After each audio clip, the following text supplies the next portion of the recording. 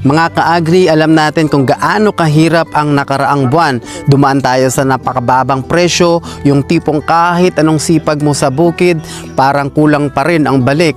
Nakaka-discourage talaga, nakakapagod at minsan napapaisip ka kung itutuloy mo pa ba. Pero tingnan nyo ngayon, unti-unti na umaakyat ang presyo kahit papano. Hindi man biglaan pero may galaw, may pag-asa. At dito nasusubok ang tunay na mga magsasaka, yung hindi sumusuko kahit lugi at handang bumawi kapag may pagkakataon. Ngayong tag-init, oo, mahirap, mainit, napakapagod at minsan parang kalaban mo ang panahon. Pero tandaan nyo, ang init na yan, parte ng laban natin. Diyan hinuhubog ang disiplina, tiyaga at tamang diskarte. Habang ang iba ay humihinto, kayo tuloy lang. Habang ang iba ay nawawala ng gana, kayo nag-aalaga pa rin ng tanim. At ngayon na medyo gumaganda na ang presyo, kayo ang unang makikinabang. Mga ka-agri, ang farming ay parang buhay. May season ng hirap, may season ng ani. Hindi pwedeng aatras ka sa gitna ng laban, lalo na kung malapit na ang bawi. Kaya ngayon, dublihin natin ang sipag, ayusin ang sistema, gamitin ang tamang teknolohiya tulad ng pruning, tamang abono at tamang timing